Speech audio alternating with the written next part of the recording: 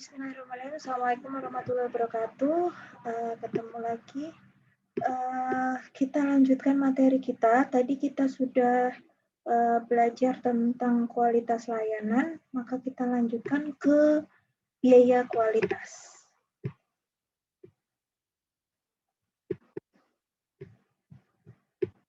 Saya share dulu. Ini tentang biaya kualitas.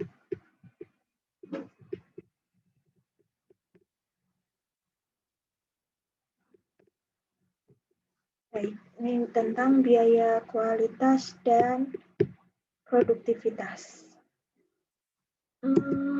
Nah, apa itu biaya kualitas? Biaya kualitas itu muncul untuk mencegah terjadinya kualitas yang rendah. Biaya yang dikeluarkan untuk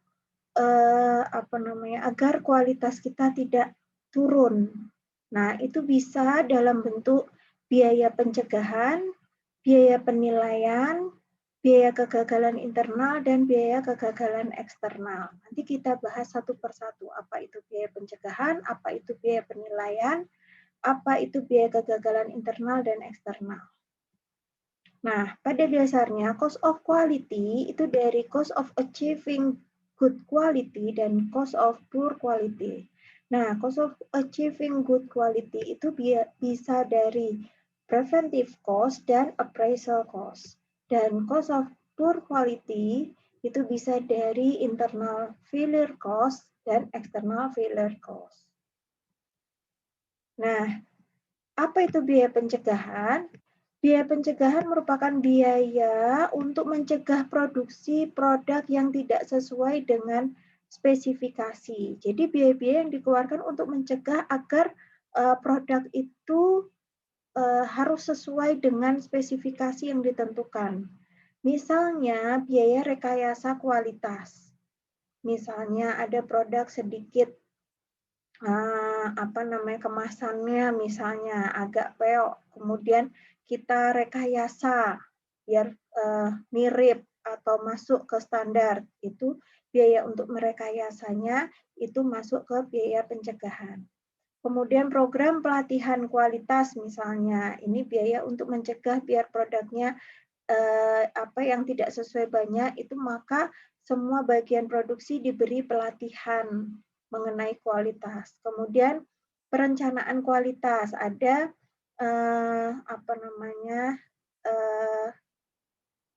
ada perencanaan untuk mencapai kualitas yang sesuai dengan standar. Kemudian biaya pemeliharaan peralatan, misalnya mencegah peralatan-peralatan rusak agar produksi tetap berjalan dan produk yang dihasilkan pun sesuai dengan standar. Kemudian penilaian pemasok, jadi misalnya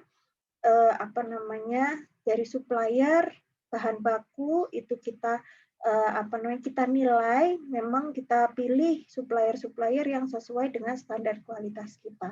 Itu biaya pencegahan. Kemudian yang kedua biaya penilaian. Ini biaya yang terjadi dalam mendeteksi produk yang tidak sesuai dengan spesifikasi yang ditetapkan. Jadi ketika biaya ini digunakan untuk mendeteksi produk yang nggak sesuai dengan spesifikasi untuk mendeteksinya. Kalau tadi kan mencegah, sekarang untuk mendeteksinya. Contohnya adalah biaya pengujian bahan baku. Jadi ketika bahan baku diuji, coba itu masuk ke biaya penilaian. Kemudian biaya inspeksi pembungkusan, misalnya dalam pengemasan, itu kita cek, kita uji cobakan, itu juga masuk ke biaya penilaian. Kemudian proses acceptance, sampel dalam proses diambil, misalnya dalam satu proses produksi, kita ngambil sampelnya, kemudian kita nilai apakah sesuai kualitas, misalnya dalam satu proses produksi, itu juga masuk ke biaya penilaian. Kemudian pengujian di lapangan, misalnya produk sudah jadi, kita ujikan ke konsumen, apakah sesuai dengan kualitas yang dia butuhkan, itu juga masuk ke biaya penilaian. Berikutnya yang ketiga yaitu biaya kegagalan internal. Ini biaya yang dikeluarkan ketika produk yang dihasilkan tidak sesuai dengan spesifikasi dapat dideteksi sebelum dikirim ke konsumen. Jadi ketika masih ada di quality control dan ternyata produk itu masuk kategori gagal atau tidak sesuai dengan standar, itu masuk ke biaya kegagalan internal. Contohnya biaya sisa bahannya terlalu banyak misalnya.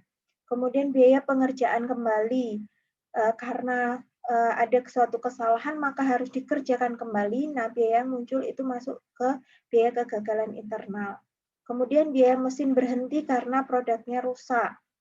Jadi karena produknya rusak maka harus dibetulkan lagi dan biaya dan mesinnya malah menjadi berhenti. Itu masuk ke biaya kegagalan internal. Kemudian contoh lagi biaya pengetesan kembali. Jadi uji coba dites lagi itu juga biaya kegagalan internal.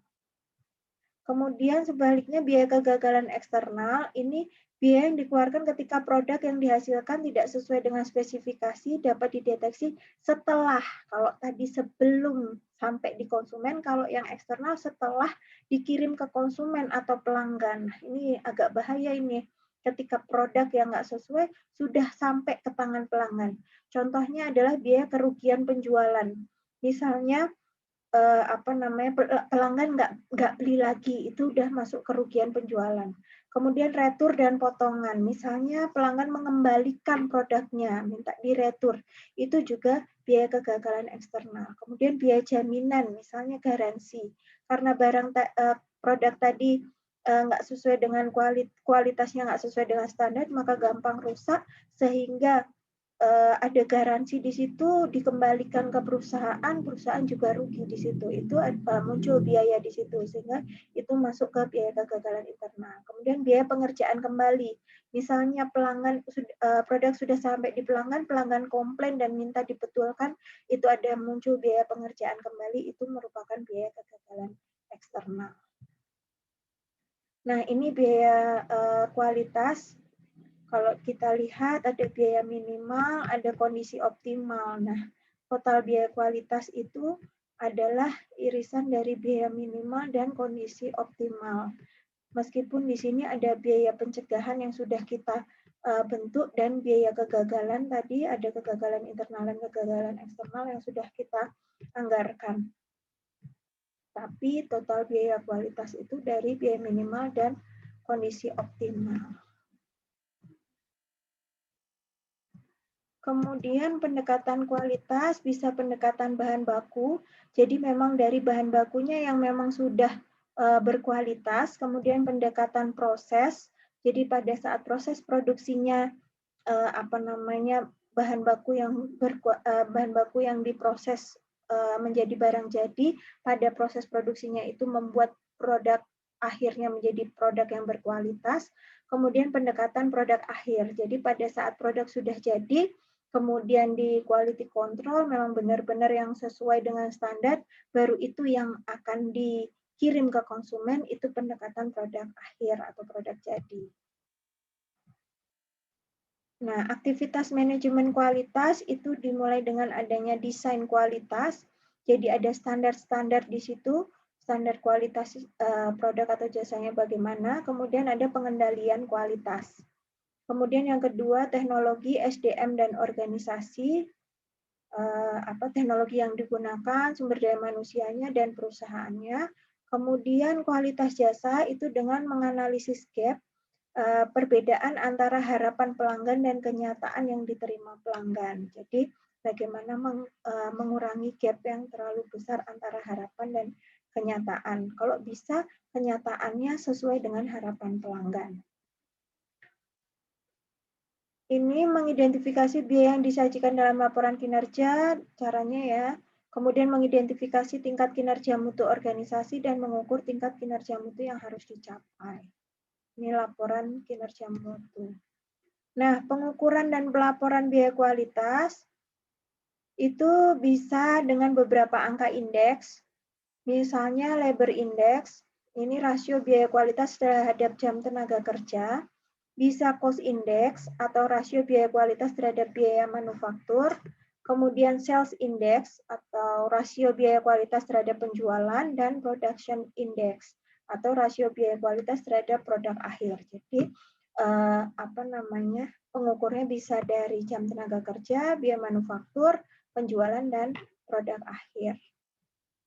Ini contohnya, ini contoh quality cost data dan accounting dari The H&S Motor Company tahun 96, 97, 98, 99. Nah, di sini ketika diukur menggunakan sales index, itu berarti quality cost atau 810,4 dolar ini dibagi dengan sales index-nya, salesnya, penjualannya 4.360.000 dolar. Nih, sehingga sales index-nya adalah 18,58. Ini kita contohkan di tahun 96 ya. Kemudian bila dasarnya adalah cost index, berarti tadi total quality cost tadi 810,4 dolar itu dibagi dengan manufacturing cost. Ini 1.760.000 dolar. Kemudian dikali 100%, jadinya 46,04. Nih, di tahun 96 sales index-nya 18,58, cost index-nya 46,04. Kemudian begitu pula untuk tahun 97, 98, dan 99. 97 misalnya, ini sales index diperoleh dari 829,2 dibagi 4,450000 ini. Kemudian begitu juga tahun 98 dan 99. Kemudian untuk cost index-nya 829,200 ini dibagi dengan 1810,000 ini. Begitu pula untuk tahun 98 dan 99. Ini contoh perhitungan angka indeks. Kemudian pemilihan standar mutu bisa dari pendekatan tradisional, kemudian juga dengan pendekatan kerusakan nol atau zero defect. Jadi bagaimana membentuk, kalau pendekatan tradisional menentukan standar-standar kualitas, kemudian seperti biasa ya, kemudian pendekatan kerusakan nol atau zero defect itu menentukan bagaimana caranya agar defeknya itu nol atau kerusakannya nol. Kemudian kualitas standar mutu bisa dari perilaku biaya mutu, standar fisik, dan penggunaan standar interim. Jenis laporan kinerja mutu bisa laporan standar interim, laporan tren satu periode, tren periode ganda, laporan jangka panjang. Kemudian untuk pengukuran produktivitas bisa dengan efisiensi teknis dan efisiensi harga. Nah, ini ada metode Taguchi, pemakaian metode statistik rancangan equipment untuk menyempurnakan rancangan produk. Strategi dari metode Taguchi bisa dengan menghilangkan dampak gangguan dan menghilangkan penyebab gangguan. Jadi apa dampaknya dan apa penyebabnya itu kita hilangkan. Itu untuk metode Taguchi. Nah, tahap metode Taguchi bisa dengan merancang sistem, merancang parameter, dan merancang toleransi. Jadi sistemnya, sistem proses produksinya, sistem teknologinya, IT-nya, kemudian parameternya atau standarnya, dan toleransi kerusakannya, toleransi ke ketidaksesuaiannya itu kita rancang. Itu tahap untuk produksi Taguchi. Demikian dari saya, kurang lebihnya saya mohon maaf. Selamat siang, Assalamualaikum warahmatullahi wabarakatuh.